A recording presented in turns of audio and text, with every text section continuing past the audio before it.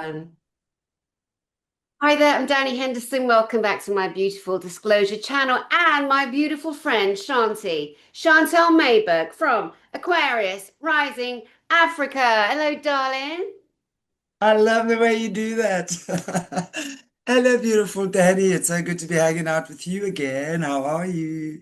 I'm so happy to see you. It's been months since we got together, and just want to say to everybody watching, Chantelle Meyburgh, Aquarius Rising Africa from South Africa, has a beautiful channel. Unfortunately, the Muppets at the top took it down, so she's building two more, and she's doing very well. And I adore this lady. She does great work. She's a beautiful being, a great healer herself, which she'll come into. But I really want you guys to engage. Go subscribe, support, because we share our beautiful guests together in order to spread the information out.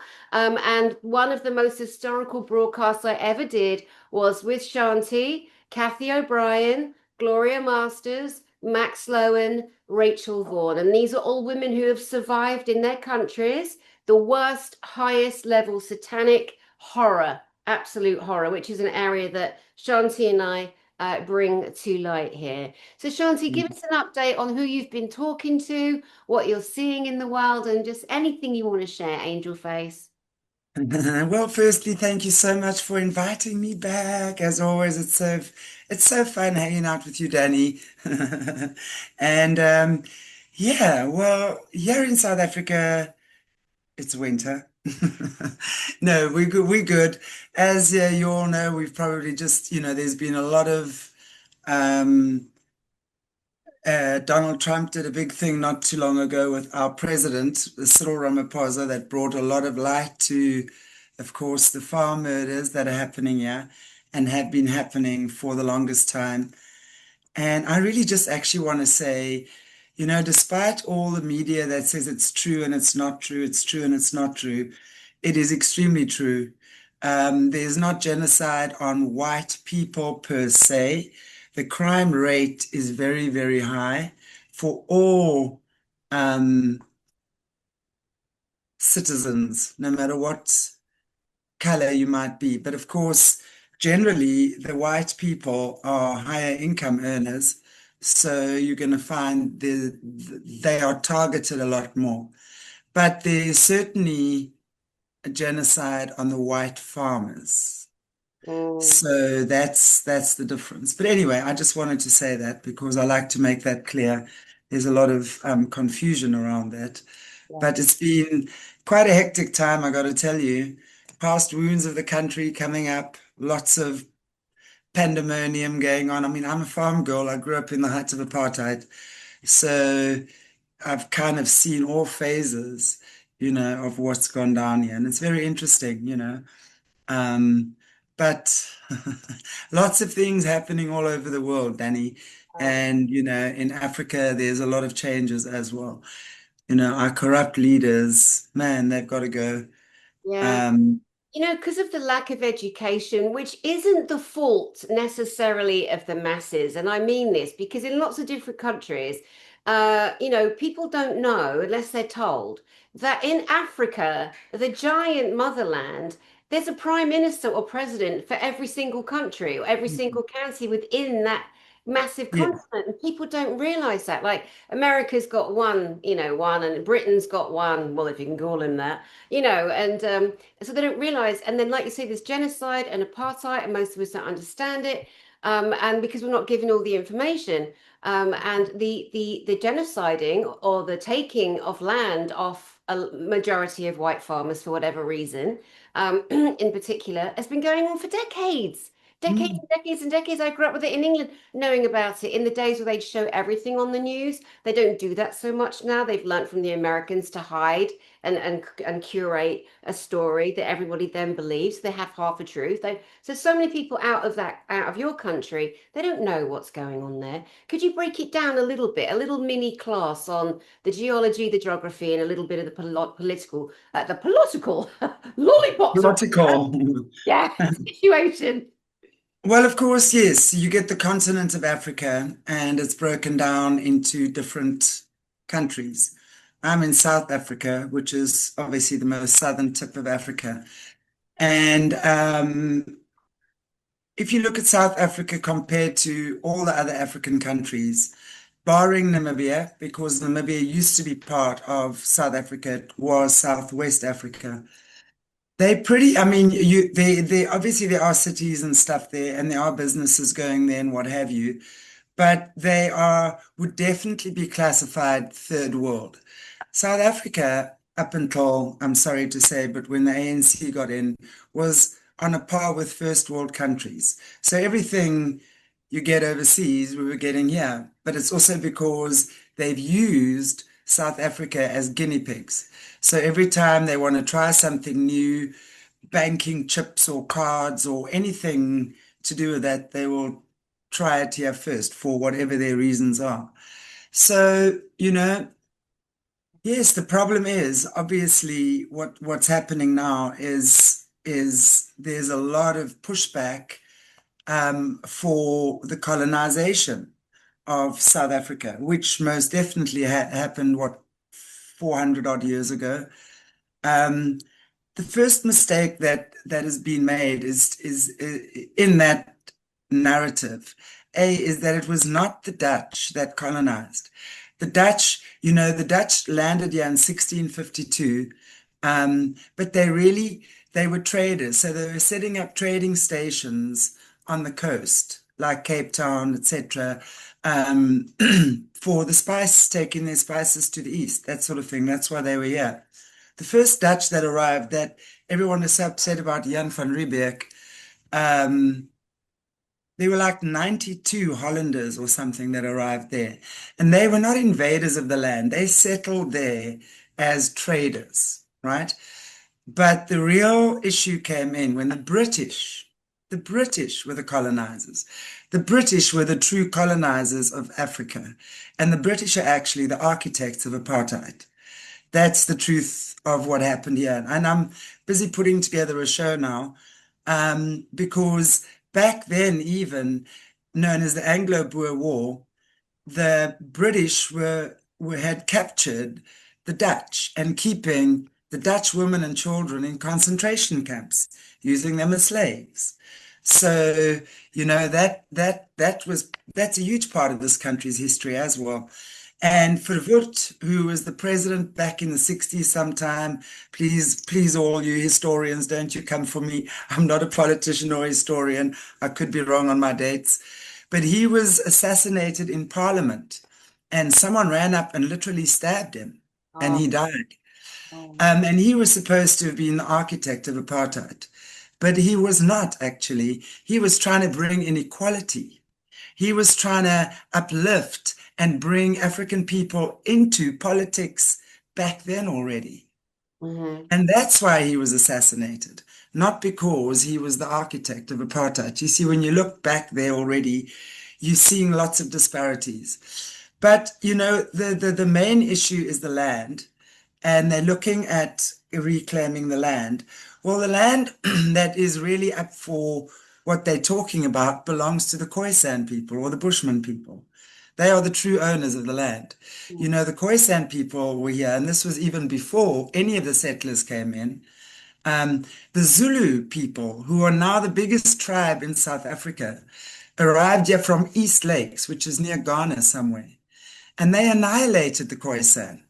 They stole their land, right? And then, of course, they had bigger, stronger weapons. And then, of course, that's when the British came in with their bigger, stronger weapons and annihilated the Zulus, right? They didn't annihilate them. There's constant battles between the Zulus and the Xhosas and the Boers and the British, So, and all the African tribes in South Africa right now really are not from South Africa. They are coming from Zimbabwe. Julius Malema, the big one shouting to unalive the farmers, he's from Zimbabwe, actually. He's not even a South African, where Robert Mugabe was, he's from Zimbabwe. So you're fighting for land that's not even yours. It's really just an excuse to create war. But then again, we know that these leaders are bought and paid for by the British still to this day. Um, and like Cyril Ramaphosa, is a puppet for Oppenheimer, Nicky Oppenheimer. He's a puppet master. And then Johan Rupert, who we saw there, Mr. I'll come along and, only the richest man in South Africa, white man that is, who's head of the Stellenbosch Mafia, or part thereof, comes in there. He actually runs the country. This country is no longer sovereign. It hasn't been sovereign for a long time, since the 80s. So it's a CC now, close corporation. And Rupert is the CEO or the whatever. Oppenheimer is two in charge. Ramaphosa is the spokesperson. Julius Malema is the chief whip. And then you see all the members, Soros, Bill and Melinda Gates Foundation, ANC, Veterans Fund, all of it, we are owned. So the whole objective was really to bring destabilization to Southern Africa. And that's how they do it. And they keep the apartheid narrative alive because that serves the government for making money. The crime rate high. Every time someone's window gets broken and you buy a new one, you're paying VAT, which goes to the government, right? They try to increase VAT recently because they haven't got enough money. But they're the richest men in Africa. So who's paying them? On whose payroll are you? And who's really behind this, So there's a lot, Dani. There's a lot. And, there's a lot of farmers that have been killed. And it's not just farmers being killed. It's the brutal way in which they are being killed. I mean, I don't even want to say, it just breaks my heart. Mm-mm. Yeah, I'm sorry. It's so horrific, and the world over, the same terrible habits. The British, the stories of the British, trying to create a Roman Empire, but actually Rome, which is Italians, Italy. Yet most of the world doesn't have a dominant Italian language. We know that Spanish is the language spoken across most countries. Right. People don't Exactly. realize that. And they go, no, no, no, China. China's got the biggest amount of people, but it's got Cantonese. Oh my God, Cantonese, Mandarin. I forget the third one beginning with F, Fukutan or whatever. And then actually the language that was settled on for business, for communication, happened to be English. I mean, Right. every country, like the Dutch were motherfuckers, the Portuguese, look at it, Brazil has to speak Portuguese. There's no such Right. Brazilian, right? I mean, again, the lack of education in the world is astounding. And until we have someone like you who lives in South Africa, who is aware, who has seen, who grew up a farm girl firsthand. I remember years ago when I interviewed Sasha Stone. He's an outspoken Afrikaans. He is, I think it was Rhodesia, formerly Rhodesia. Yeah, he's ex-Rhodesian. Yeah, and he was telling me that going to school was so terrifying. He'd be in a truck with his sister and guards, and they would risk going over landmines. They were shot at. So as a little boy, he went through that trauma, and that stays with you in your life. You don't That totally necessarily does. know that, Yeah. do you? But And I think what I've been doing recently is I've been researching a lot of the slavery stuff because to me that's very interesting. I think there's so much off about that. And as you're saying, the Spanish. In fact, the Spanish and Portuguese were the first slave owners, if we looking at history. But what I also discovered and I'm looking further into it, is that in fact, if we're looking at North Africa, Sudan, up there, Morocco, those places, right?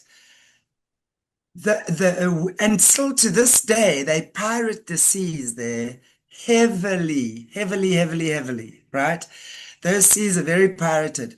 And going back then, the ships going from, also past wherever the ships were going, Americans, they were caught, burnt, captured, and the white women and children, in fact, were captured by the African people. And they were the first slaves sold, white women and children. And that was mainly Americans, and they speak and Europeans, but speaking specifically about Swedish. They spoke about Swedish women and their kids just disappeared after, being taken by the North Africans. Um, and and it's also well documented that back then the African people, they're very tribal, and there was a lot of wars between African tribes. So they were conquering each other. And slavery had nothing to do with race. It had everything to do with who's conquering who and who's stronger, and we taking the weaker as our slaves. It was all over the world, right? So African people were enslaving other African people and selling them. So the slaves were actually being sold by African people to the British, to the Portuguese, to the Spanish, whoever they were, right? That's how that all came to be. I mean, I know it's a lot more complex, but I think, when we're looking at, especially being in South Africa at the moment, and of course, all these wounds from the past in recent months just erupting, and you're seeing so much frustration between, and of course, the African people, the youngsters, oh boy, they don't like us at all. We are demons in their eyes. We have no souls. All we did was steal and grape and pillage, and now they're coming for us. But when you understand also the African peoples, the way they think, they all they want to be is like in America, because in America they think there's lots of money. There's a lot of the general. When you speak to them, that's where they want to be. Mhm. So they have this Western desire. And if you look at the young African people here, they are very Westernized, right? Extremely Westernized. Um, but there's still that desire. And obviously, they see how the white person, the colonizers, have raped our continents, stolen minerals, stolen and stolen and stolen, and never ever reinvested. Why is Africa the richest continent, but yet the people are the poorest? Mhm. Why? Come on. Yeah. Now, I mean, there's this youngster now from Burkina Faso, I think it is. I mean, I can't remember his name offhand now, but wow, a youngster, 34 years old, he's getting rid of the French, he's getting rid of the Chinese, he's saying we're taking care of ourselves, and I'm going, good. It's time. Because Africa has been raped by the West, and they see the white as having thinking we're superior, right? So the ones that are living here, us minority, are the ones that get the backlash for everything that's happened. Yeah. And we are probably the least racist country that there is. But if you look at between us, I mean, we like each other. We hang out. Our kids go to school together. We have dinners together. So the average person is certainly not what you see on the news, but there certainly is that faction of that is happening, Yeah. and it does get carried out. I mean, oh yeah, those murders are gruesome, very gruesome and very brutal, and go on for hours. And they want to use that as an example for others to have the fear of whatever, of losing Yes. their lives in them. But Mhm. this isn't something that was created by the man on the ground or the man on his farm in the field. This was created by the elite. This is the plan, the demise of humanity to turn in on itself, to never have the education, to never know the truth. Exactly. These assholes sit at the top of all the countries and they in the world, and they treat the whole planet like one thing. But people think that there's, presidents and there's different governments. No, they're all run by one group of big old murdering, genociding bullies. And they sit around and they carve up the world. They carve it up between themselves. And anyone that thinks that doesn't happen needs to read Kathy O'Brien's book, The Transformation of America. For me, the greatest truth book. If you want to know the mechanics of how these assholes think, these murdering ones at the top, then they engage and they employ their own ideas, the mind control, the mind washing, the reversing and redacting of history. It's all there and it's all coming up to the surface. You reminded me of two things. One thing about windows you mentioned. I was looking at houses recently in Britain. There's some really old houses, and we were looking at a couple, and you can see where they've literally bricked up where windows used to be. But this is how dim the British people can be, right? This is going on hundreds of years. The same dim-wit theories in their minds. People had to brick up windows in their house or pay more tax. Can you imagine? And recently, in the last few years, if you had a spare bedroom in your house, you had to rent it out to someone or you had to pay extra tax on it. And this is the bullying again, stressing people so bad that they'll take themselves out the game. They'll unalive themselves. And this is a consistent plan everywhere, Oh, every yeah. country, every system. Yeah, yeah, yeah. Now, you mentioned apartheid a few times. I know it's a big subject. Would you be able to, in brief, educate our beautiful audiences, those that don't know, because it's a very important subject? Well, yes, apartheid obviously came in Africa many moons ago, and it's a system of segregating black and white people. Um, White people were allowed to own property. However, I will say this as well. Up until the early 80s, as a white woman, you could not buy a house, a car, property, anything unless your husband co-signed. Oh my So God. unless you were married, you could not own property up until the early to mid 80s. So not only were African people discriminated against, but we as women were also discriminated against. A very, very patriarchal society where men dominated. The NG Church, NG Kerk, that's the Dutch Reformed Church, ruled supreme. So you're going to have the politicians and the church were always hand in hand. Okay. Um, so basically, you know, it's hard for me to know exactly whether the original land that was bought or colonized, because there was land. I mean, the land was bought. White people didn't just get given land. You bought land from the government. So once the government obviously, would say, well, those stands are up for sale or whatever, then they were for sale. So it wasn't the people that were taking the land. Obviously, the governments were taking it, and the governments were then selling. Okay, so that kind of is obviously how that is. How it worked in apartheid was, yes, it was never slavery. You were not, you paid your workers. Were they badly treated? Yes, by the majority of people. Absolutely. They were definitely treated as substandard humans, for sure. You were not allowed to have a black boyfriend or girlfriend. If you did, you were jailed or locked up. I lived on the farm in the Eastern Cape, and my friends were the little African kids, my best friend. So none of this stuff kind of made sense to me a lot of the time. Thank God, my father was never, neither of my parents were never racists in that way, where an African person is substandard. Yes, they're your laborers. They lived in their homes, which my parents always took care of them. They always got food, whatever you supply your, it's like families, the families come and live there.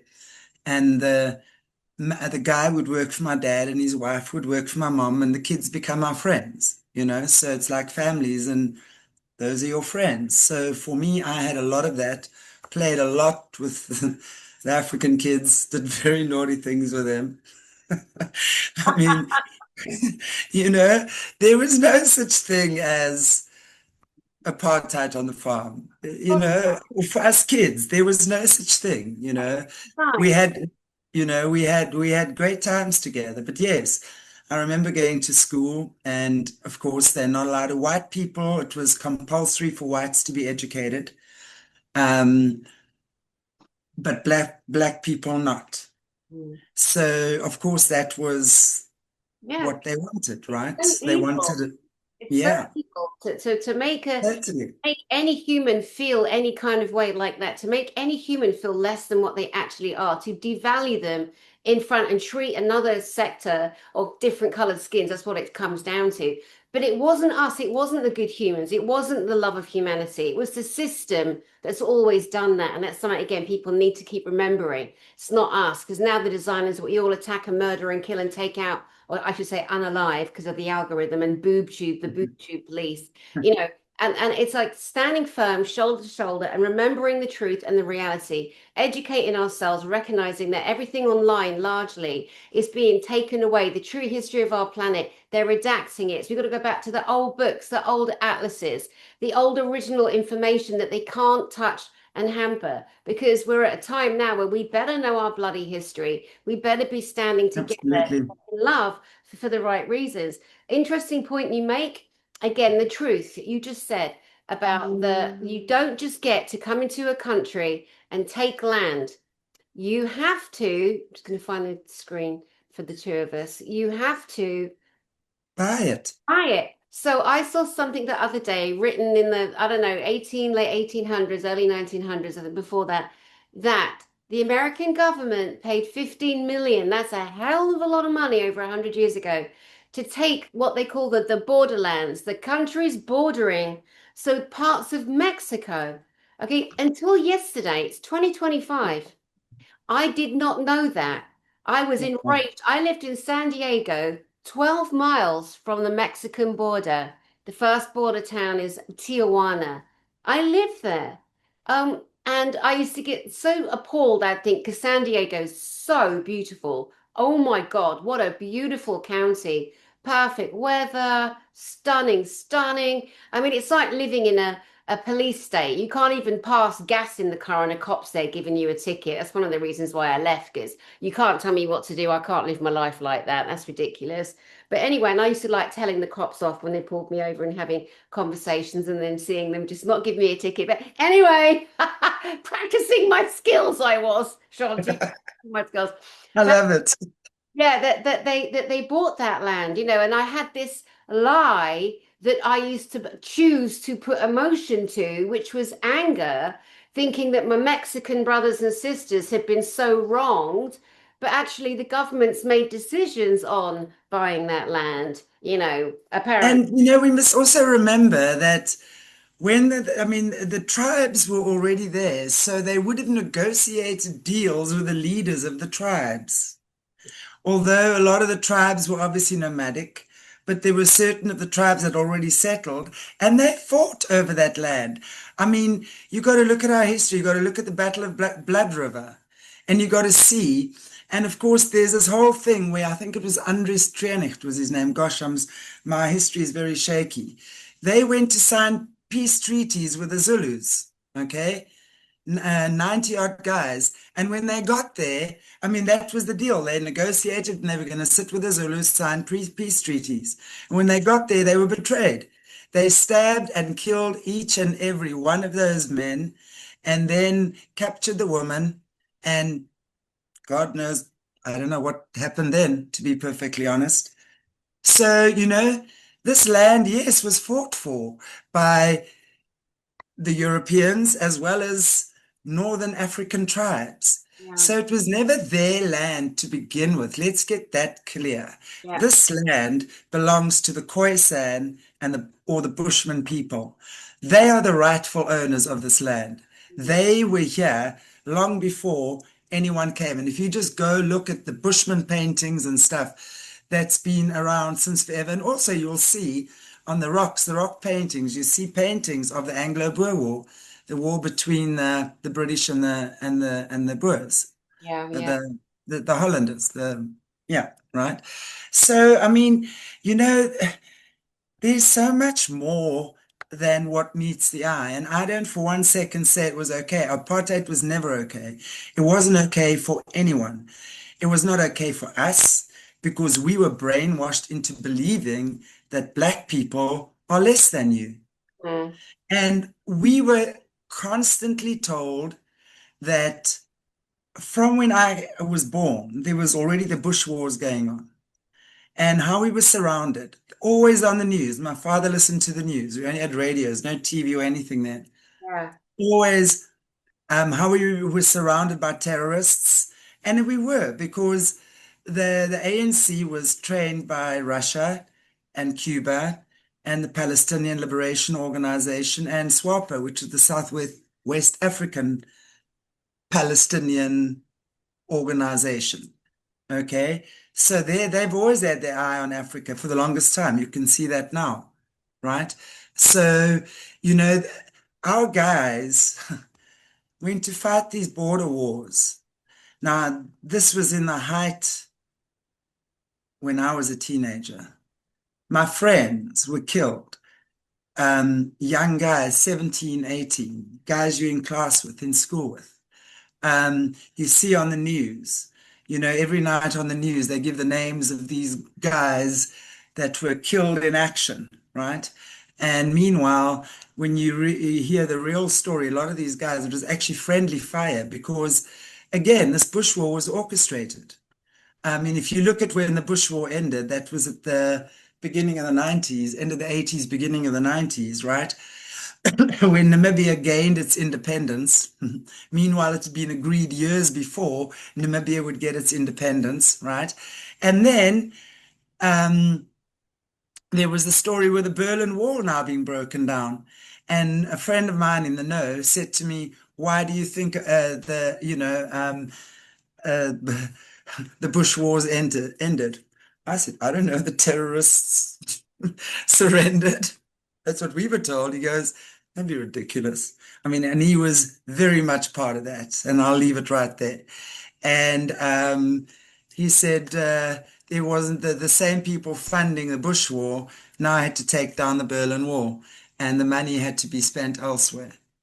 So, for years, I mean, my one brother in particular was, man, did he have it bad? Really, at the time that it was worse in Angola, fighting for Namibia's independence, right? And then only to be told, I mean, the worst stories. You got to hear the stories of these guys in these bush wars.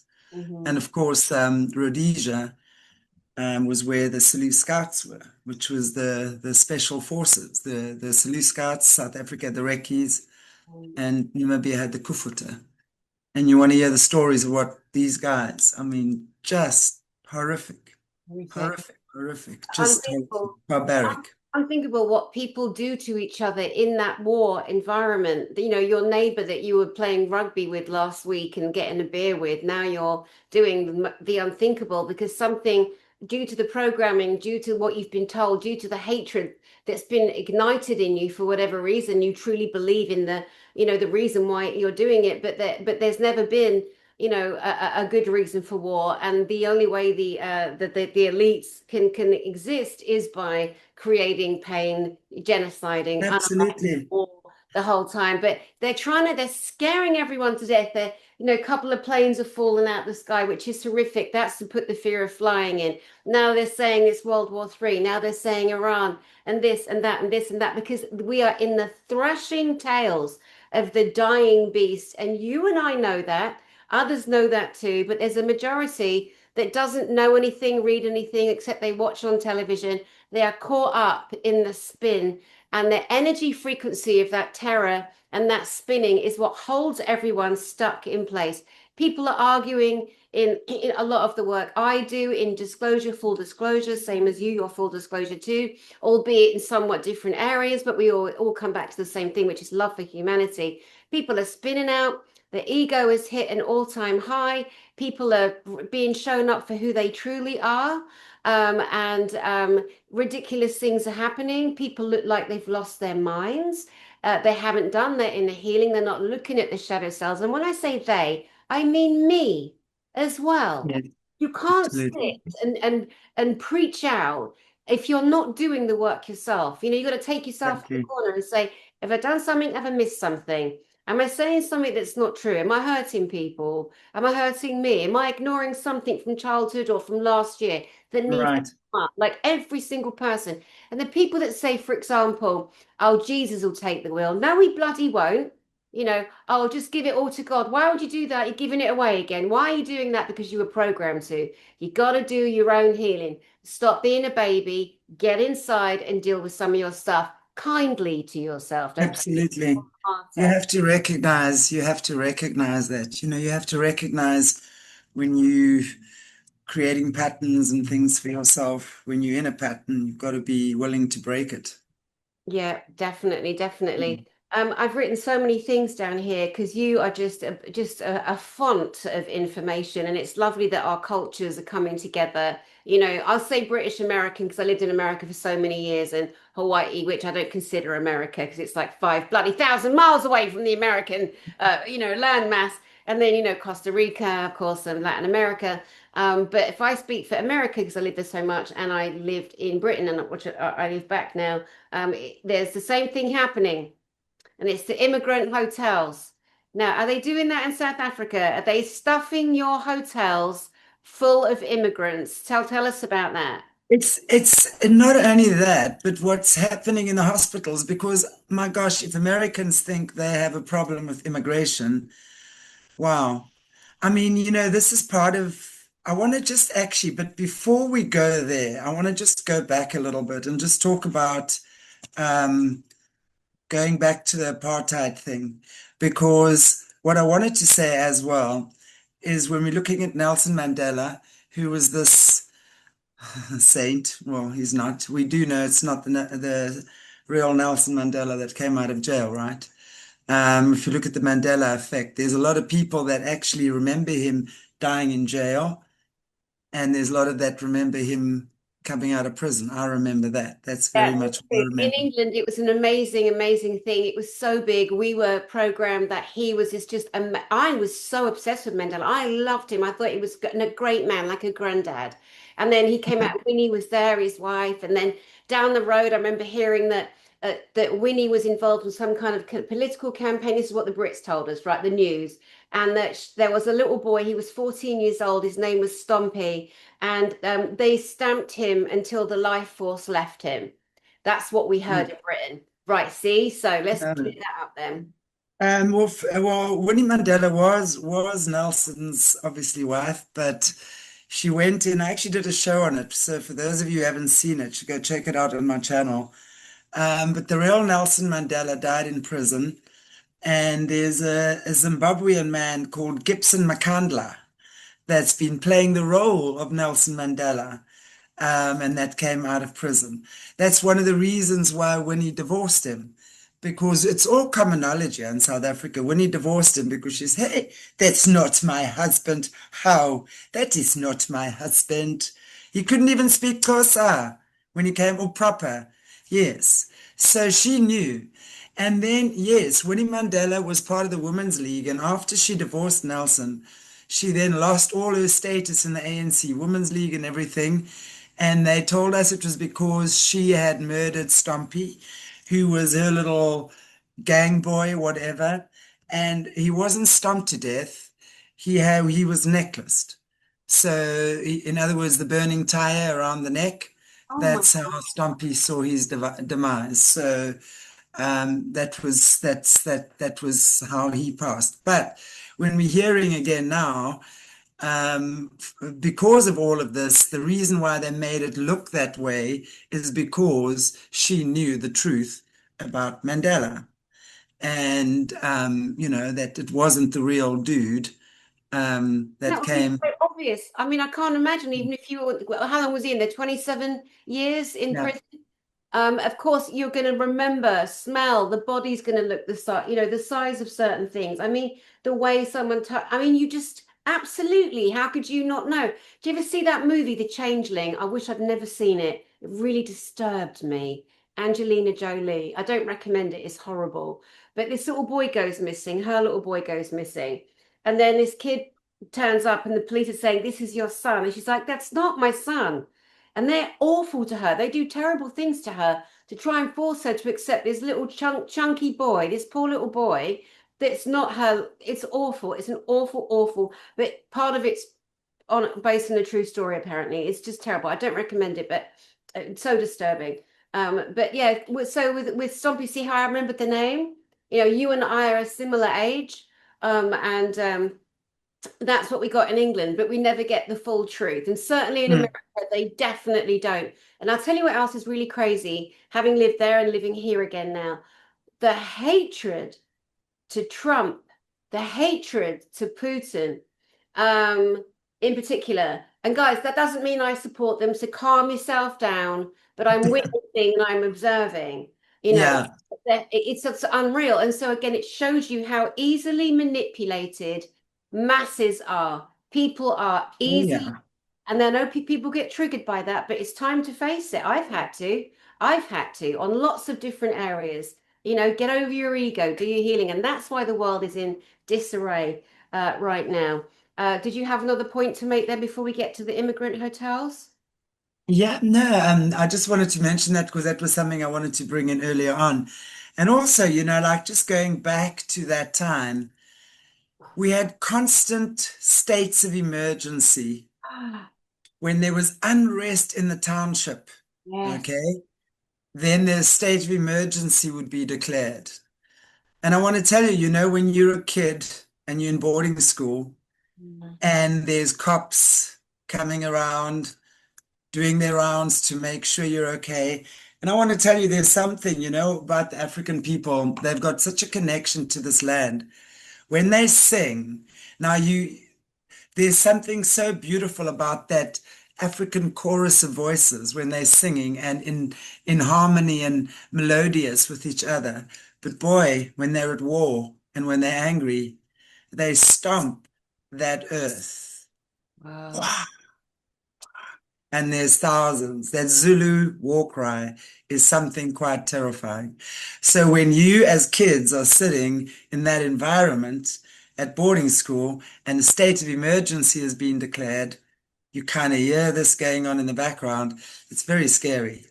So we Wow. grew up with that a lot, and I'm only talking now from a white person's perspective, of course. I'm saying so for us, that was terrifying and constantly told the terrorists are coming in. We need our young guys to go and protect our borders. They're killing our women and children. They want us all dead. That. So it's nothing new for us now, what we're hearing. We've been hearing that for the longest time. Yeah. Okay.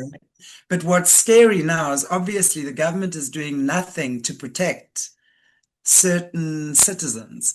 But is that the balance coming in? Perhaps. I don't know, but I'm not sure that that's the right way to do it. However, we will see what pans out.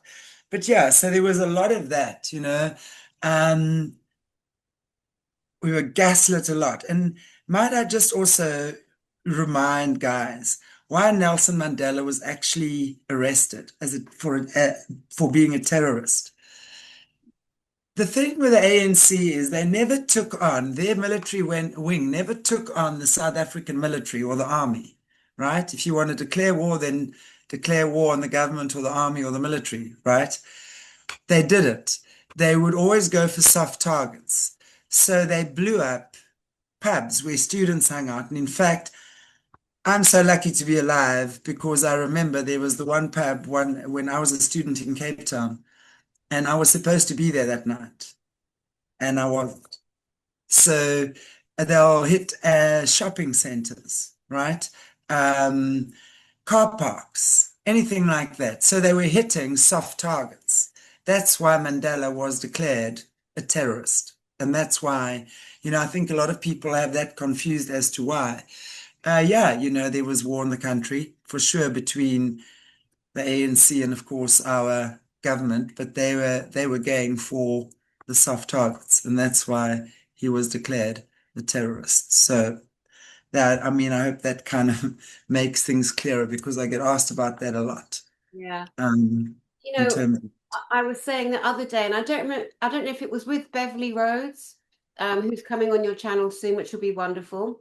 Um, I don't remember if it was her. It could have been that, when I was growing up, unfortunately, with they're called the Troubles in Ireland, the IRA. It was very normal for people in North and Southern Ireland to be at war and on marches. And in Britain, if you go in London, The underground was bombed. Beverly Rhodes ended up having severe damage to her legs, stuck in a carriage underground on that July 7th, 2005. I walked across the road from one shop to another and a bomb went off. We lived in those times. And again, I'm going to keep pointing back to the problem, which is the leadership, the authorities on the entire world. It's them doing it. They're like, ah, it's been 50 years. Let's fuck things up now. Let's take as many people out as we can. We did 9/11 and we got away with it. The humans are too stupid. We Well, did the pandemic. They're too stupid. They don't ask enough questions. And if people think that there's going to be another COVID, oh my God, they're 10 steps ahead, guys. It's going to be something different. Maybe it's yeah, turbo illnesses exploding in people between the last 3 and 5 years. They are not stupid people. We don't need to get all ready. I'm not wearing a mask again. Oh, they're laughing at us. yeah, it's kind of, but you know what I think is great is that there is a lot more people that have woken up in the Oh, last 5 years. If I just think about the channel when I began 5 years ago, nearly 5 years ago, and the amount of people that were then waking up, and it's just so many more now. Yes, there's a lot more BS out there as well, and you've got to be a lot more discerning as to who's who in the zoo and who's true in the zoo, right? Um, but discernment is the most powerful and important spiritual tool, so you've got to use it. But you're not going to get discernment unless you've done the shadow work. that's So you right. You've have got to to do the do shadow shadow work. work. You can still be wrong. Like I make mistakes all the time, and I'm like, damn it, I was so sure. I was so sure he was a good guy. She was a good guy. Or I was so sure that he wouldn't fall for that, and he's fallen for it. Oh my God. And now he's getting aggressive, and she's done that. And I'm like, oh my God, is it me? Are they right? And I'm wrong, and sometimes I'm wrong. And yeah, it's okay to be wrong. Own it, admit it, get Yeah, to work, exactly. get to the work. Geez, there's so much Exactly. going on right now, right? A lot, a lot. But it's all fun and games. Well, I mean, some of it, but okay. So people are avoiding the subject of the immigrants in the hotels because they're terrified to be racist, just like they're Yeah, terrified to say him, her, his, it, yeah, kitty, kitty. Oh no, don't upset the LGBT plus plus, recognizing if they can that the plus plus is a placeholder for minor attracted person or basically adults that are attracted in the wrong ways to children. Okay. It's never going to be okay. And I think most people are clear about that. The manipulation again, these idiots at the top waiting and starting with groups of people, corralling them, curating a story. And then if anyone says anything, they're the enemy, they get attacked because of the trauma that all of the segregated people have gone through on many, many levels, the drugs they put them on, the castration, all of that. yeah. Very, very Every, pathetic. My point is the immigrants. So what I've noticed living in America and living in Canada too, living in America and Britain the last, let's say the last 4 years, millions and millions and millions and millions of men walking across the American borders every single day when Biden boy was in power. All right. army fighting ages, not one child, not one woman. So be quiet. If you don't know what I'm talking about, be quiet. Maybe you'll learn something. So these are fighting men from every single country. The main religion that they adhere to is Islam. Islam, like every religion, has a beautiful essence to it. But I'm going to make the point that these are soldiers, these are Islamic soldiers. They go put in hotels and it's silent. What are they waiting for? What instruction are they waiting for? Now, I'm happy to give my opinion. Would you like to share yours or shall I go first? I'm happy either way. Or you don't have to. I don't want to put you on the spot. No, not at all. I mean, I definitely think that that is what's happening. We've actually had this chat also with Jesse on one of our shows when this was happening full steam. Yes, I do believe that I think it's more than just one thing, right? I do believe that they are bringing in these soldiers, um, probably mind controlling them, doing some type of MK Ultra on these guys, waiting to be given instruction. They are being used for something, some type of a military operation, most definitely.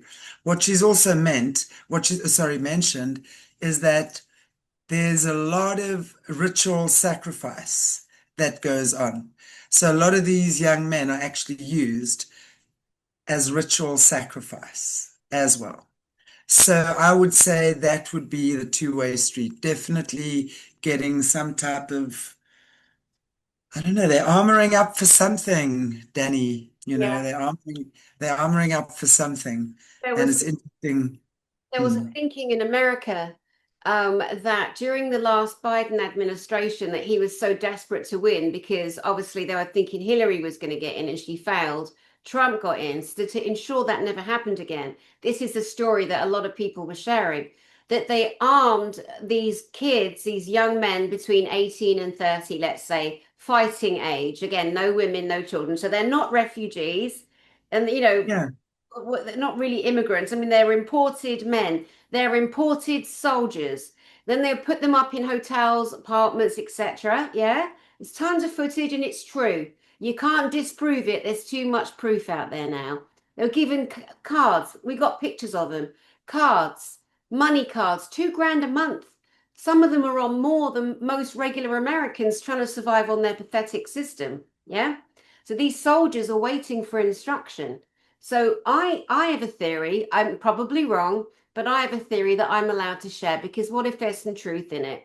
I think that there's a smokescreen behind the beautiful Islamic religion. I'm not talking about Sharia law and all that, and the forcing and the shutting down and the demolition of women, which is completely just completely evil, and it's never going to be a thing that stays. And no, we're not going to do that in Britain or America. We're not going to let anyone put women in curtains and keep them in the hot sun and shut down their identity. That's not living, that's not life, and no one gets to do that. I know they've been trying to, but they're not allowed to, and that won't continue.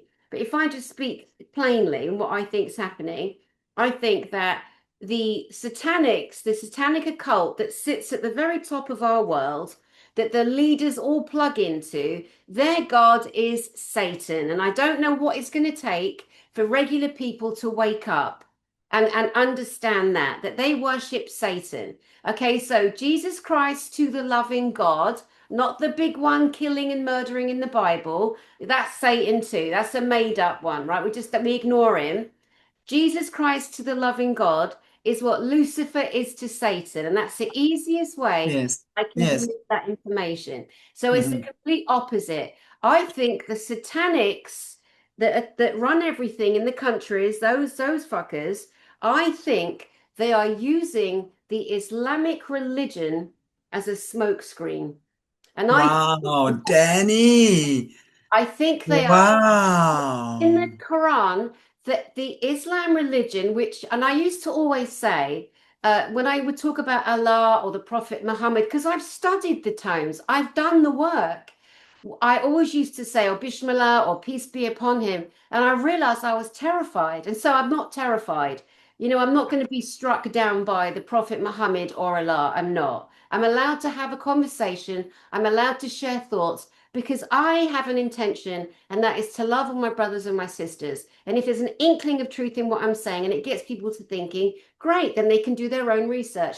I think they're hiding behind the Islamic religion and they're trying to force the religion because that's what the Islams want. That the radical Muslims want to force the world to have their religion as the number one religion. But behind and underneath that is the satanics, the Satan taking over the world, taking over the humans, taking over the people. Totally. And it's a system and it's all planned out. You can ask, And again, they use the Islamic people, not just from one country, right, yeah, are being used as pawns again to be made to look like the fundamentalist radicals. It's like, yeah, in South Africa, they will rile him up. Of course, I'm sure these people have been pumped up for years. It's like the trans movement. These people have been pumped up for years. How unfair, how unfair, how unfair, how unfair, how unfair. So yeah. now It's like time for the revolution. But you know what? This is also the age of Aquarius, right? So Yeah. the Aquarius is the time of the revolutionary. But revolution in its negative polarity is killing, slaughtering, taking over, slavery, controlling, that's in the negative polarity. But on the positive side, it's an inner revolution. Mhm. We've got to look at it that it's the Yeah. time for inner change to let all those existing structures based on fear come crumbling down and transform it into that which rebuilds you into the consciousness of the new. Because this is what helps us get out of that third dimensional matrix, right? That's the matrix we've been caught in. So when we do the work that we need to, we understand things in the way God chooses for us to understand it. We raise our frequency and elevate ourselves to that vibration, and then we exit the matrix. It's like literally flying. I mean, not literally, but your frequency. It can't hold you back. They Exactly. can't hold you back. Yeah. And that's the thing. It's when you're out of the lie and you're in the truth, those things can't touch you. So it's now the time where people are seeing something, they want to get out, they're not sure, but they get pulled back in, want to get out again, not sure, boom, there you go. It's crazy. It's crazy, Daddy. It's so crazy. And when we recognize on our planet that greatest energy wins, right?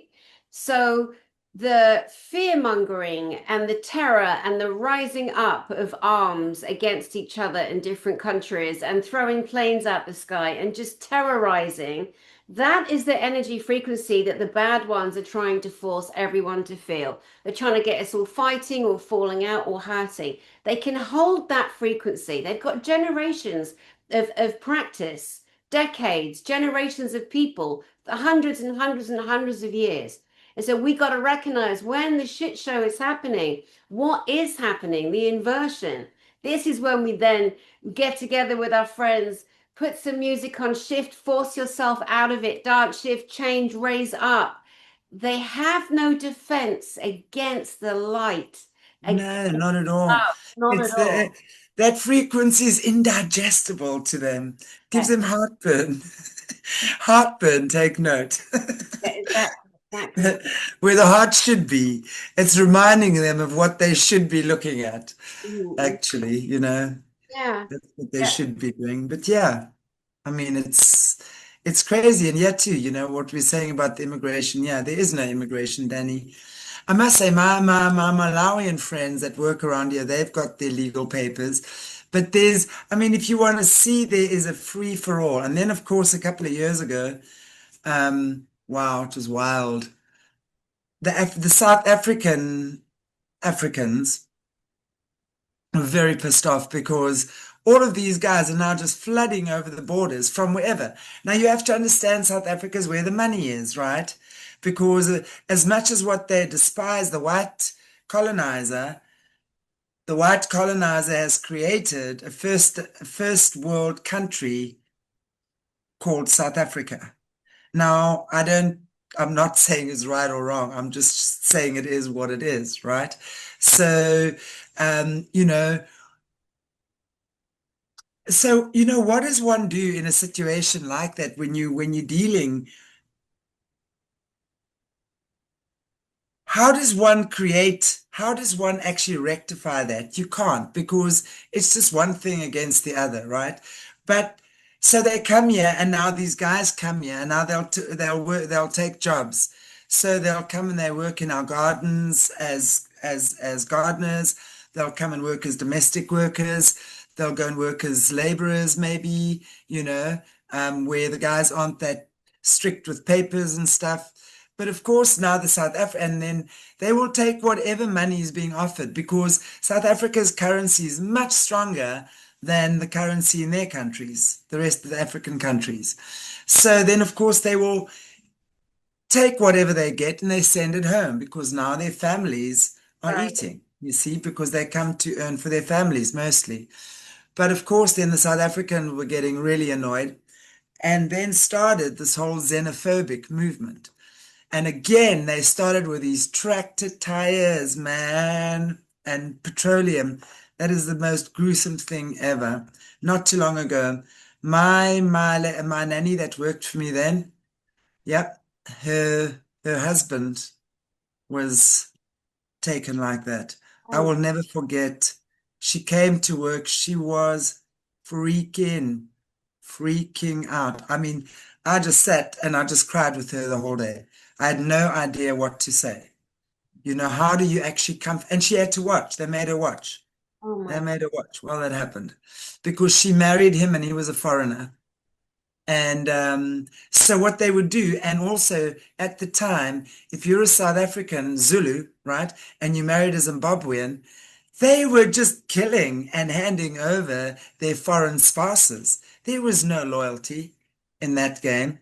People would disown. They were kicking and burning down their homes. I went and I did some community work there at one of the police stations um, with the Zimbabweans. There was just this sea of displaced Zimbabweans and who needed homes, food. I was feeding the babies. I always go feed the babies. So I was there feeding the babies. you know. So I got to tell you, there's a lot that goes on, that the rest of the world doesn't see. It's brutal. I yeah, mean, it can be quite wild, but at the end of the day, we live in Africa because we love it here. You'd be very stupid to live in South Africa or any other African country, A, if you didn't like Africa, or B, if you didn't like African people. I love African people. They are amazing. They yeah, truly are. I love their vibe. I love their connection. We grew up with African kids on the farm and dancing with them and playing all their games and going to her mom's house, who was our cook, right? She was our cook, Lefina, and Lefina would cook for me and make me ponko at her house, and it was just like awesome. We had an awesome life, but yeah, I mean that was not the way it was for everyone, obviously. yeah. Um, Well, it's nice to hear that of someone that's actually had a nice, happy childhood. It seems so rare these days with everybody with their problems and issues, and also, people can be so judged for that. So let's say somebody who, had a horrendous time, locked in cupboards and physically harmed in every way, and then somebody whose dad wasn't around, and yet the pain in each of the children is the same level of pain. And we tend to judge each story, and we shouldn't. It's each person is their own journey, their own level of pain, their own level of healing or not. We shouldn't be so judgmental, but we tend to put people in categories. So there's instant judgment. That's what keeps you alive, isn't it? You look at someone and you instantly judge them. Am I safe? Are they friend? Are they foe? Am I going to freeze, flop, or fawn? Am I going to take advantage of them, or are they going to, it's just incredible. I just think people need to be a lot kinder. They need to themselves and certainly to others. They need to also recognize that they don't maybe know the whole story. Clearly, look how many subjects we've just talked about there that are so shut down and held down. But also, let's say things politically, people don't know. Like, I haven't met Trump in person, I haven't met Elon, I haven't met Putin. So, I really, because I don't have any first-hand experience, make a decision. What I am watching for with everyone out there is the actions they take and how they treat people. And right. those two things are the real tellers. Because you got all these, I'm going to do this, and I've done this, and I can do this. I go, okay, Billy, off you go. Let's have a look then. Waiting. Put your money where your mouth is. I triggered some people lately, and I'll probably do it again right now. I'm saying that all these people years ago, when they were like, right, when this happens, Princess Diana's in child protection, and so is John Kennedy, and they're all coming out, and they just disturbed a beautiful truth on things that were true with all this other stuff. That's Yeah, the shitheads at the top. And so I've said to people, okay, so now Trump's in for a second time. Not that I want to talk about politics, of course I don't, but just to make a point, he's in for a second time. Where are they? Where's Diana? Princess Diana? Where is Michael Jackson? Where is Prince? That everyone said they're in witness protection. They're not. Grow up. You got to grow up. Still, they'll fight. People fight and die on the hill and fall on a sword for a story they heard. They know nothing about, they've been lied to, they can't accept it. People are fighting for people in the wrong rooms when the people they're fighting for, they shouldn't be fighting for them. They've been completely Exactly. misled. And there's nothing I can say or you can say about it. We say it, this is the truth. They got to figure it out themselves. We're all on an individual journey, aren't we? Totally, Danny. I so agree with you there, you know. I mean, you know, there's so much going on, as you say, on our platforms and just in the whole disclosure community. Um, and you know, people, you just so many people don't know who to believe, and this is why I say the most important spiritual tool is discernment. And you know, there's only two things really. There's truth and the lie. And yes, do we know what's truth and the lie? Mostly not right now when it comes to that. But what I understand is when you yourself choose to walk in truth. In other words, you choose to tell the truth. You choose to act in truth.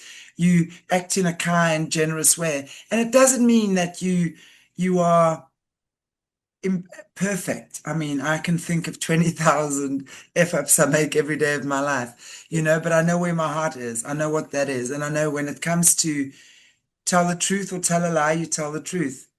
And when there's a consistent lie, when people are lying and you know they're lying, and there's discrepancies in the story which you know for a fact are not true, not a suspicion, I would then say step away from that.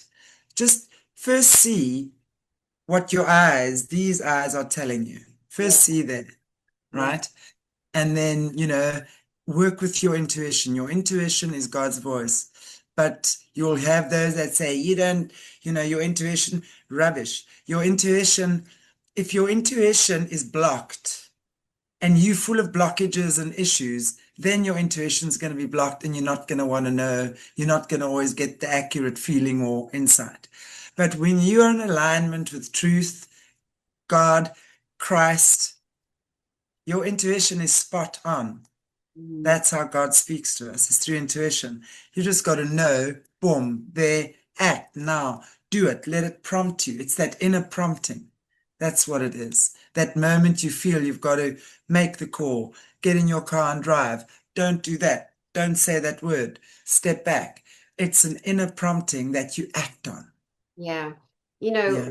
With regard to the truth being the truth, and things, so I think every subject, every corner, every element of disclosure is under severe and fierce attack, like chronic attack, and I'm seeing it. I'm moving forward. I'm not looking back. I'm not putting my hands back to try and convince anyone. I'm done because I've said 1,000 times, don't worship anyone. Don't worship the humans. Don't put them above yourself. Don't put authority above yourself. They are not over you. No one above another. I say it consistently, right? And now that I've been saying, thank goodness I've been true and real about that. Now people are going to have to go, oh, because people are confused, they're angry, they're upset, and I do feel for them. I have such compassion for them. But they put all their hope and faith and trust into other humans, and now they've sinned. Those humans are confusing them, maybe lying and trying to take them down a different path, and they don't know what to do. Rather than admit that they shouldn't have followed, like we always said, don't follow, don't worship, they're not celebrities. Now they're mad, but really they're mad at themselves. And that's okay, Exactly. because now you got to have the courage to go here and don't risk again putting somebody above you in front of you, thinking someone's the big all, the greatest, the this or that on the planet, because you are disallowing yourself your full availability to be the full potential and the full love that you are. And it's surprising to people, right, how amazing they are when they let themselves be that. Exactly, Danny. It's so true. And you know, and the minute you stop giving your power away to somebody, and it's wonderful to have admiration for someone. It's wonderful to say, wow, I would like to do something like that. You know, it's wonderful to use someone as an inspiration. Have a conversation with someone who inspires you. You know, if they're willing to share their knowledge, fantastic. I have people I mean, it's wonderful. I have people coming to me, asking me things, and I love helping. I love helping people to set up their channels or help them with their animals or whatever it might be, you know. So when your heart is open and you're not afraid to open your heart anymore, you know, and you start the process of trusting. Opening your heart means trust. Mm. You start trusting yourself. You start trusting your connection to the divine. You start trusting the voice of the divine. And how do you do it? But you have to make plenty of mistakes before you go, oh, okay, that's truth and that's my imagination or my vivid imagination. You need your imagination, right? That's true, but not an overactive one. Yeah. So, you know, it's always about finding that perfect balance. And it's a beautiful time. And when you do it, it's like lovely. It's like learning how to ice skate. You're going to fall a few times. You're going to crack an ankle, maybe, right? You know, but then soon you have it. And then zoom, zoom, zoom. I remember the first day I could ice skate properly. It was so awesome. You know, you start going across the corners, the ice rink. And Yeah. we were farm kids, so we went to the ice rink in Cape Town once every 3 years or something. And then we put the ice skates on, and then you'd have to learn. And it was amazing. I tell you, the day I could ice skate was the best day of my life. When I Uh, was when I was able to let go of that wall thing, whatever, and go. And this is the same sort of thing, you know. When you practice and you've put into um, action enough times, trusting, following your intuition, but what you feel is the truth. You will know if you hit a wall, and that's okay. That's how you know that's not the way to do it or the way to perceive it, whatever it might be. Or you do backpedal and say, okay, show me again. Give yeah. me another opportunity. You know, Ask for the opportunities to grow. Ask. yeah. Ask for the challenges. Ask. Ask. Because you're never going to get that which you're not prepared for.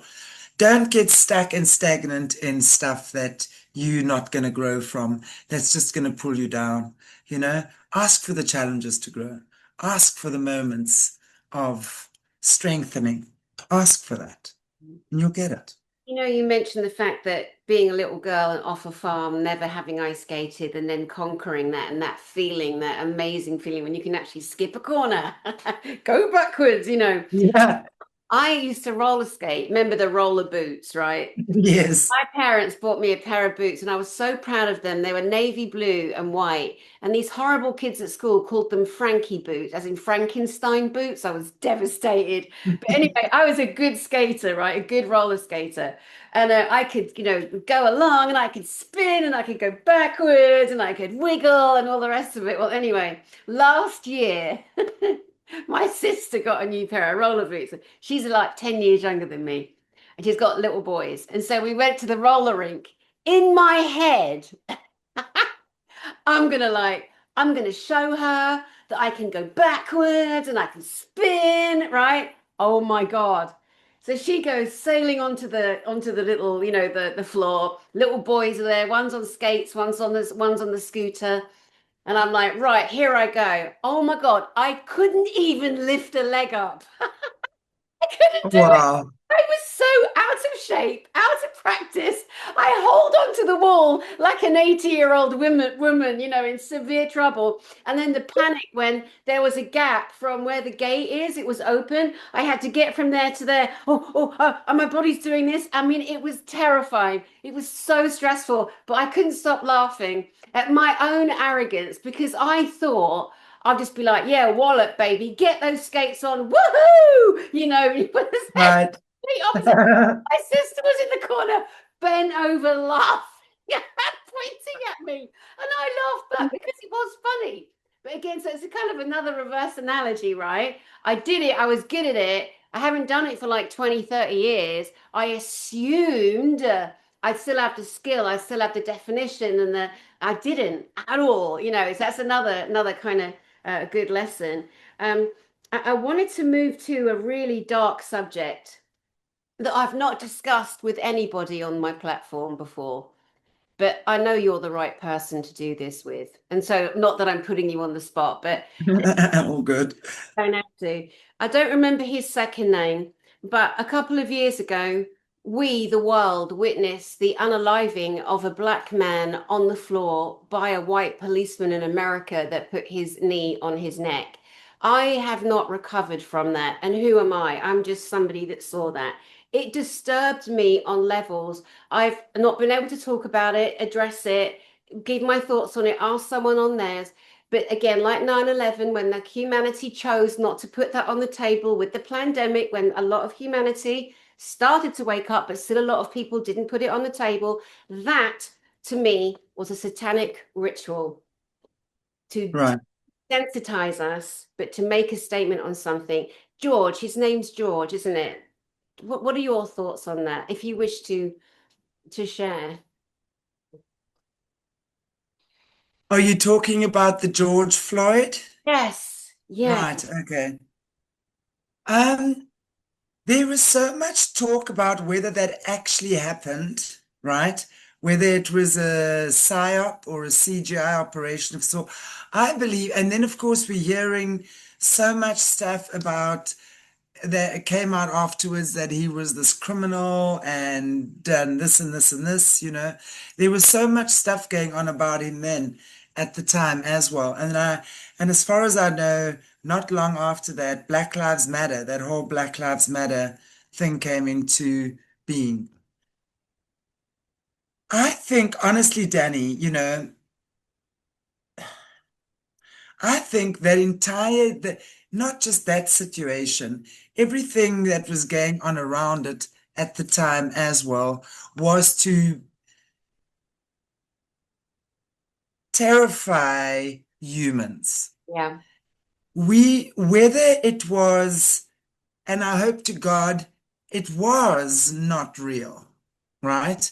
Because I can't imagine that how that must have felt. I mean, I abhor that sort of thing.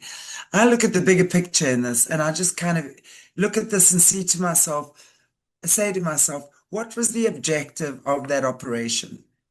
And for me, it was to terrify us, to divide us even further, create more fear, and that, of course, in itself is a ritual, right? That would itself be a ritual. So I think that's not the only thing that they've used Mhm. against not only the person or the people that were involved, but against all of us. I'm not sure. What's your take on that? I because unfortunately in my own personal life, growing up and where I lived and things that happened around me, I've witnessed so much horrific, horrendous physical atrocities on people. And my own cousin was unalived. My cousin Delroy. Delroy was thrown off a cliff. We know it was because he's black. And it was in the 70s. And so, of course, because of the disrespect for our black brothers and sisters in the 70s in Britain, there was a hardcore racist element. And we know that, and he was never investigated.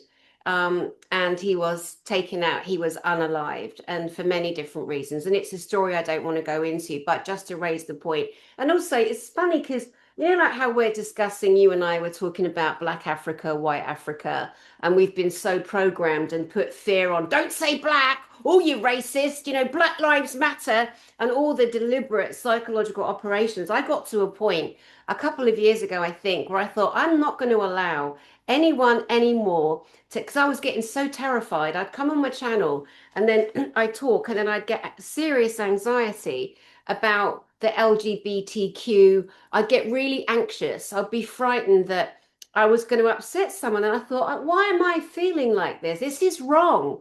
This is Mm, wrong. We love everybody. We understand there's gays, which is lesbian, men and women, gay and lesbian. And then this whole kind of other, sector of people trying to figure out who they are, what gender they are. Well, there's males and females. It's quite simple. But they went on a journey that was then amplified and then of course the anatomy shifting and changing, which is the satanics. That's something that they do, and it's whether or not people let themselves see they're being used as a narrative. So if we step all the way back to George Soros, who isn't even allowed into his own native country, Hungary, for his crimes against humanity.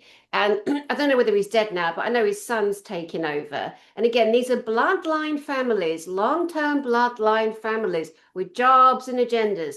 Bill Gates and Melinda, whatever, the foundation. Oh, they're such good people. Oh, they've got a foundation. Oh, look at the Bushes and the Clintons. They're all laundering their money. We've been so stupefied as a humanity, but bless us, and I do mean that, bless us, because we trusted, because our innateness is to love, is to trust. We wouldn't think for a minute that these bastards are doing these things to us because we generally wouldn't do that to each other, right? Exactly. And so Exactly. the orchestration of Black Lives Matter, which, what are you talking about, Black Lives Matter? Of course they do. Who came Yeah, up with that? exactly. It wasn't us. It wasn't humanity because we didn't need to be told that. No, Bloody know exactly. that, That's right? what I'm saying. It's like, or it's like taking the salt and putting it into a wound that's trying to heal. And Mm. all you're doing is, creating more um, pain in that situation, and it's like I did an interview with Gary Wayne a couple of weeks back, and he spoke about how World War One was started because of two cousins scuffling, having a fight. And it's so true. So they brought in, like when you look at the bloodlines, right? You look at the bloodline families. We all know, I mean, the world wars were pretty much funded by the same people. But now, what we're hearing, and it's true because when you're looking at all of this stuff, you're seeing how it comes together. And it's literally two scuffling cousins. Yeah. And they use the entire planet as their pawns. Exactly, carving up the world. I witnessed years ago between two lords in England on the phone, and I was there and I was witness. And my friend Terry, who's now dead, he was an older man at the time anyway, it's in the 90s. I witnessed on loudspeaker me, Trudy, and Terry in the same office with these two lords on a phone themselves, and these young guys who were running an electric car company in the 90s, that motorbikes and cars, and all they needed was £25,000. That's all they needed before they went under. And they were begging. I've met them. I was recruiting for them. I was recruiting personnel for this company. That they were begging the two lords for this money. And you know what happened in the end?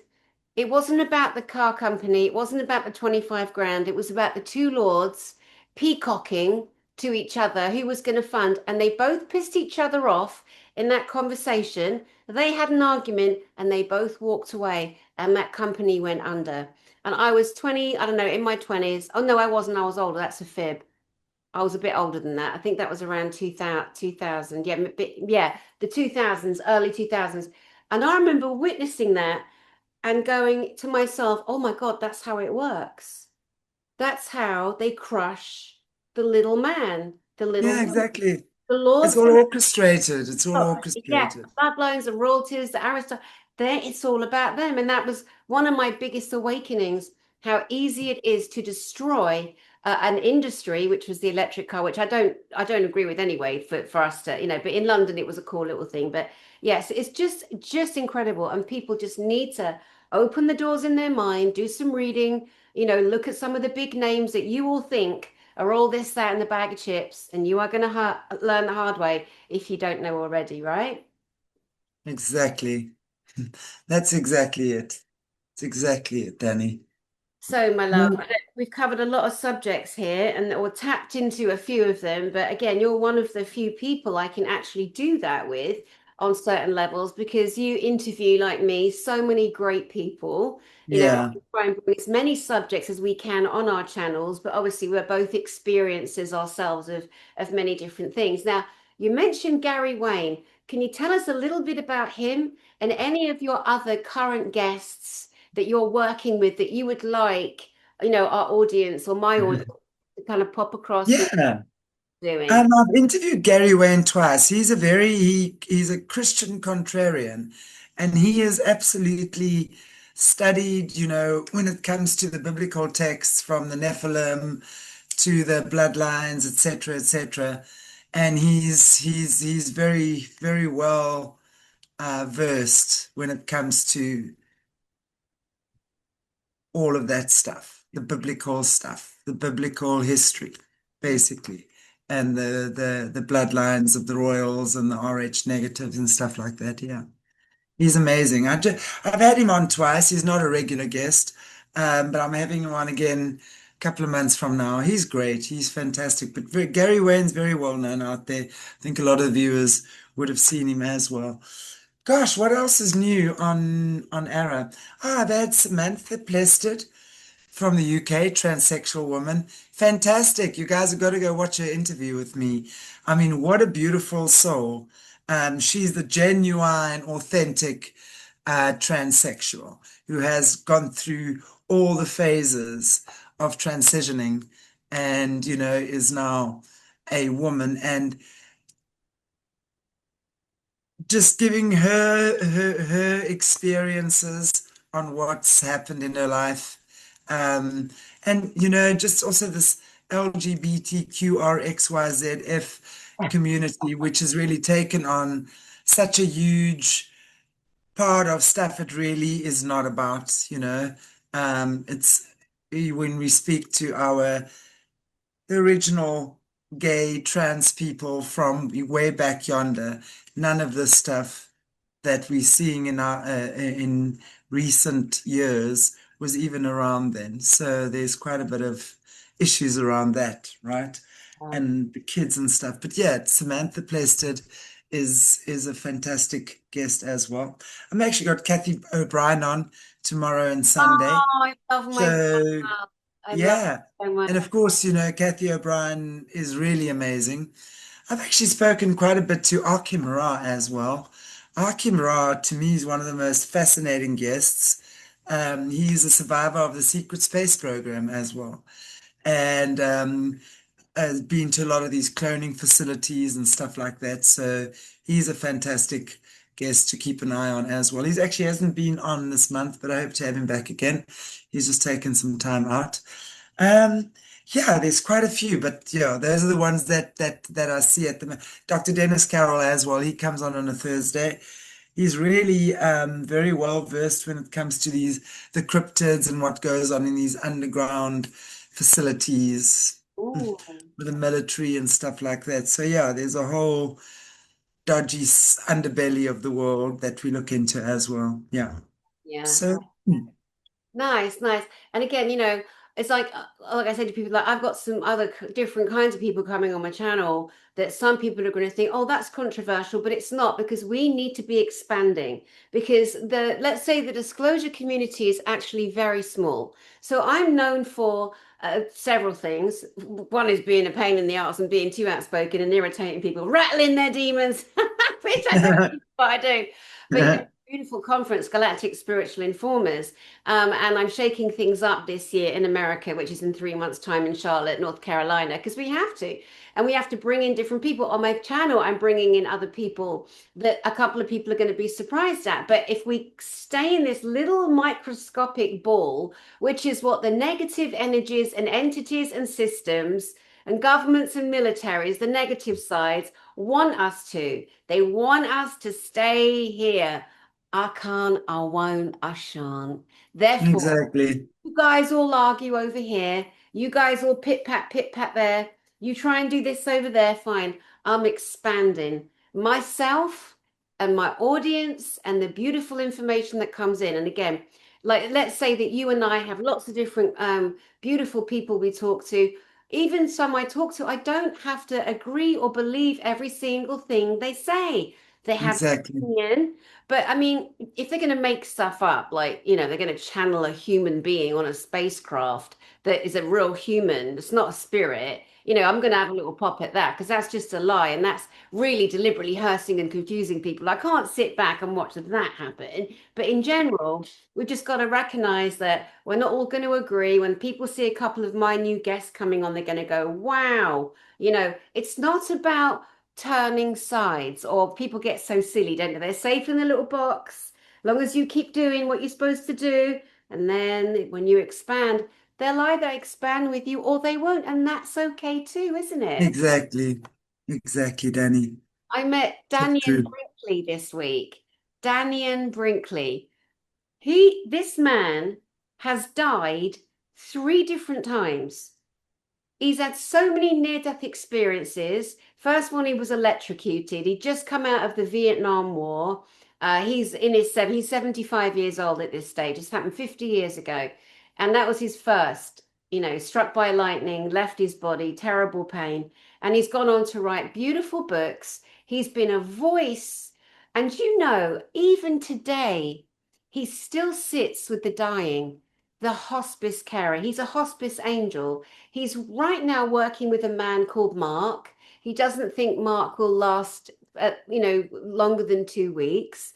I mean, these angel souls on our planet are so special. He knows about death more than most people because he's died 3 times. He's been to heaven, Wow. right? Fascinating, absolutely. Wow. That Yeah. is. And this is the kind of information that I think people are absolutely hungry for. They're so hungry. Exactly. Exactly. It's good to speak to people like that. There's fascinating, it is fascinating indeed. Also with Rachel Vaughan and Doug McIntyre, we're talking about the heterochromia Yeah. and epigenetics, the heterochromia in the eyes and what causes it, and so very fascinating topics. Of course, with Jesse, we're always doing the decodes. Jesse's amazing when it comes to decoding buildings and stuff like that. And Epstein Island, we decoded Epstein Island the other day, so go check that out. Wow. Well, give us a bit of insight into it. Well, Jessie's amazing, So she just basically what we did was looking at the buildings, what's inside, because, the way they build the archways and what pillars are next to it and the unicorns and little things on the roof is really portals and things like that, where the kids, when they get mind controlled, they get transported through there and underground.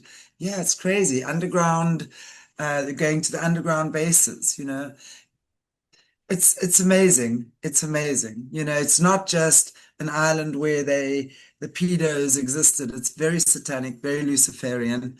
And she's gone into great depth to explain what each thing means. She's fantastic like that, I have to say. Wow. Enlightening a lot of us right now with the information. Yeah. Yeah. And we need as much information as we can or not. I've got a friend who says she doesn't want to take on any more information. She's on overload and she just wants to concentrate on dropping into her heart, being with her soul and, being with what she calls the divine matrix. I understand that, but I also understand that every single soul is on an individual journey. So our journey home to truth, to whatever that looks like and whatever that actually means is going to be different. We can judge people, or we could just let them be on their journey and love them as they're on that journey and give them information if Totally. that's it. But we can't make them, watch a link we send, read a book we suggest. It's not for us to do that. We can lay everything out on the table, and then you can't make someone, and if you do force them, there's going to be a comeback for that. There's going to be a punishment. Exactly. Always. Always, always, always. Wow. Well, listen, I could just talk to you for hours. You're just adorable. Well, next time you coming onto my channel, Yeah, love. we're gonna hang out on my channel next time and we're gonna chat about more awesome things. Yeah. It's always Definitely, fun definitely. hanging with you. I've always wondered about your picture behind you, and I'm seeing a bit more of it. Normally, you can only just see the feet. What is that whole picture? Oh, it's a person wrapping them. Oh, that's like Yes. I thought it. My friend, yeah, she painted it for me. It's called Thinking Man. So Oh, it's, the man with his arms wrapped yeah. around and going within. So he's called Thinking Man. Okay. Beautiful. I love it. It's one of my favorite pieces. I Oh, love it. yeah, because I Zoom, you love it. can't really see. Like, I'd love to show off more of my gorgeous plants that I spend time with. Ah, your plants look fabulous, Yeah, babe. and I've got Really two do. new angels, but it's not always easy with the little kind of the space that we've got, is it, to share? Yeah, exactly. Um, Exactly. anyway, listen, let's come to you for your kind of final words of the day to the beautiful audience. And I want to invite the lovely people that come to my channel to step across to yours, subscribe, and meet all of your guests and get more education, and insight for themselves and for them to share with you too. Indeed. Danny, all I have to say is we're living in crazy times. We are, and I think, but what's really coming to the fore for me now is, as Jesse always said, the wheat it says the wheat and the chaff are separating. So we're seeing who the fake players are more and more. And truth, it's time for truth, time for us to just be in truth. Um, how to get in truth? Well, that's a story to itself. It takes shadow work to get there. It takes recognition. It takes acknowledgement. It takes the willingness to see where you've been fooled or where you've been blinded. You know, that's the only way forward. It really is. So, just yeah, for everyone, let's just take hands, link arms, and do this together because, the more of us who are harmonizing together, the more we get done and the more effectively and quicker. Mhm. Yeah, yeah, definitely. Yeah, so right. A few years ago when people started popping up, like 2, 3, 4 years ago, or less than that even, popping up there, they came out with, certain storylines, trying to fit and trying to become somebody, let's say in the galactic field. And there was one particular boy that came out and he was saying, that the world is going to split and there's two timelines and there's going to be one big single solar flash and everybody's DNA is going to get upgraded in that one. And those that aren't worthy are going to stay behind and think that we've all died. And people believed it. I've never believed That's like a fundamental Christian speaking nonsense. lie. Anyway, but he's a Really. he's, he's a really not good person and a fibber and a liar, and has caused a lot of pain, a lot of harm, a lot of confusion. Anyway, someone sent me a link this week, and I really wish they hadn't, because I really need to see that mug again. Except that he's aged so much. The boy is looking rough. Wow. And he's there and he's talking again about the two timelines. No, there's only one love, one timeline, the two timelines and the solar flash. He stopped himself saying that everyone's going to die and then we're going to, good people are going to live and they're going to look down. They're going to be angels, but they've got to leave their dogs behind. So I would say to people, be very careful. Decide what you're going to take on board your beautiful vessel, your beautiful mind. Decide what you're going to occupy your lovely special time. That if I'm you, I'm working on my healing. I'm working on healing my inner child, my rage, my teen, my angst, my anxiety. I'm working on this, and so don't Absolutely. so you can choose to be angry and confused because somebody you followed, worshipped, adored, and celebrated, yeah, celebrity, has gone a different road, and now you're like, what do I do? Well, don't be following, don't be celebrating celebrities, don't be getting lost in their stories because you got to come back here. Because at the end of the day, they're not going to be standing next to you, knocking on your door. They don't know your name. So, my loves out there, focus here. Focus on you. Focus on your healing. Exactly. Chantelle Meyburgh from Aquarius Rising Africa. I said it right. Yay. Aquarius Yeah. Rising. Love and adore you. See you soon. Thank you. Danny, so, so, so, so wonderful to be hanging out with you again. And I look forward next time you're on Era. Brilliant. Me too. Me too. And to you, beautiful guys out there, thank you. I know we covered a lot of subjects. Just take a breath. You might have been a little bit, kind of nudged here and there, but that is a good thing. Just Right. research, to read, to think about how do you feel about it. And maybe like me, you're still stuck in that trauma bubble with George Floyd and what happened there. And it's time to kind of grieve that and let that go because we don't deserve to suffer and get these things stuck in our vessels. Exactly. No, we deserve to be able to like transmute, alchemize all the pain in us and move on. So I'm sending everyone love from my heart to yours. My name is Dani Henderson. I do love humanity so dearly, deeply, And let's keep going, guys. I'll see you soon.